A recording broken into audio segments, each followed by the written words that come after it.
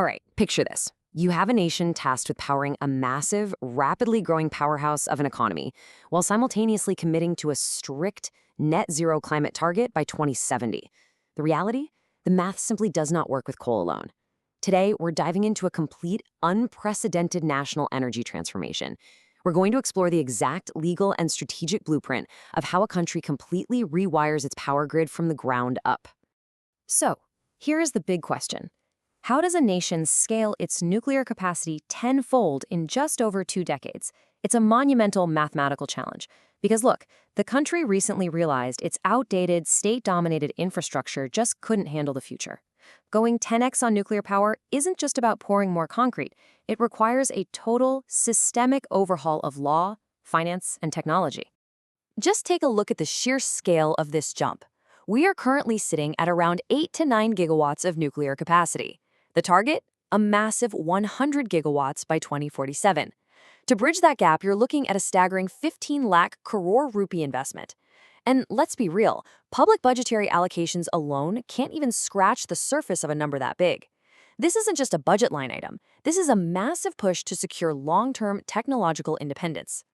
To truly wrap our heads around this shift, this explainer is broken down into 6 parts. The nuclear energy deficit, decoding the Shanti bill, the private sector engine, strategic risks and challenges, securing India's future, and finally, a master revision and takeaways. Part 1. The nuclear energy deficit, the catalyst for change. Before we get to the solution, we have to understand what forced this dramatic pivot in the first place. Think of this transition as moving from a clunky, closed-off ecosystem to a highly agile collaborative framework. The old model was completely dominated by the Nuclear Power Corporation of India Limited, or NPCIL. It was capital-starved, and honestly, it just lacked the massive construction capacity needed for the future. You can see this clearly in the chronic delays of projects like Kudankulam, Units 3 through 6. To actually hit that 100-gigawatt mark, the system desperately needs private capital and specialized engineering, procurement, and construction, or EPC expertise. Part 2. Decoding the Shanti bill, a system upgrade. This brings us to a huge milestone on December 18, 2025. This was the first major overhaul of India's nuclear governance framework since the Atomic Energy Act way back in 1962. It's officially called the Sustainable Harnessing and Advancement of Nuclear Energy for Transforming India, or the Shanti Bill. And guys, this isn't just a minor regulatory tweak. It's a true paradigm shift. For the very first time, it enables Indian private companies to actually build, own, and operate nuclear power plants.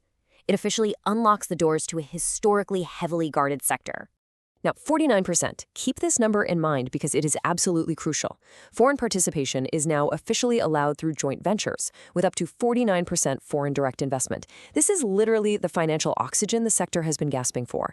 It allows global players to bring their capital and tech to domestic companies without completely handing over controlling stakes. And here's the underlying architecture of these reforms. Notice the massive shift regarding liability.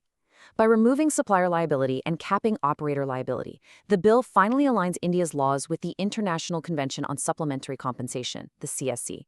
This removes a massive historical roadblock that kept foreign investors terrified of entering the market.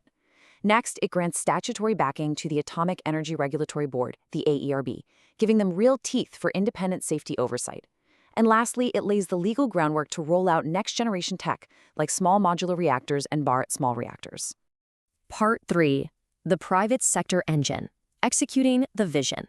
So, with the legal red tape cut, how does this actually work in practice?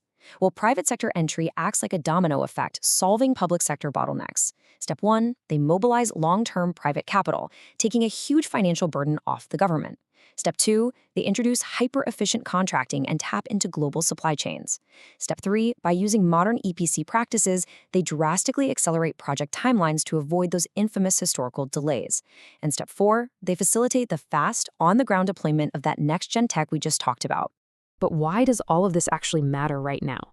Well, the hidden transformation here connects to a much larger global trend. Expanding nuclear power provides a rock-solid, baseload, low-carbon electricity supply. This is the whole shebang when it comes to reducing fossil fuel dependence and hitting India's net zero by 2070 commitment.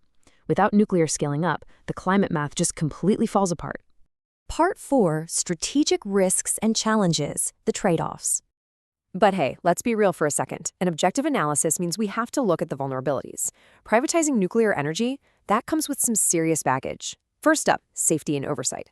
Does the regulatory body actually have the bandwidth to police private corporations running highly sensitive radioactive installations? Second, fuel security. Pushing for 100 gigawatts creates a massive, undeniable dependency on international uranium imports from places like Kazakhstan and Canada. And third, the public pushback. Trade unions and experts have been very vocal about the potential dangers of mixing private profit motives with nuclear assets. Part 5. Securing India's Nuclear Future. The Evolution. So, how do we actually pull this off without compromising national security?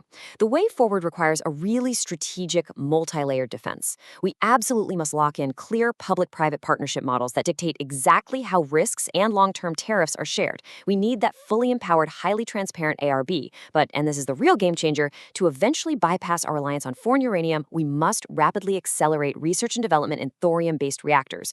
Ultimately, it's a tightrope walk between welcoming private innovation and fiercely protecting national safety.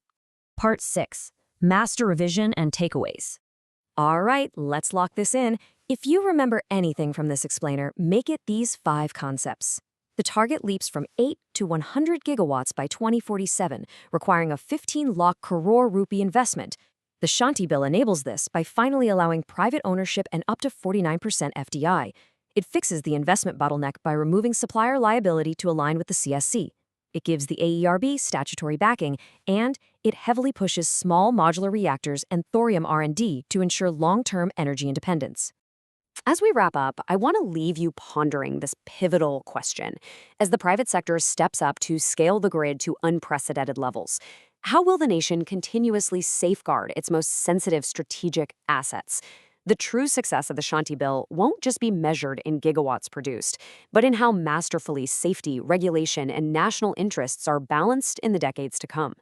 Thank you so much for joining me to decode this massive energy transformation. Keep analyzing, and I'll catch you in the next one.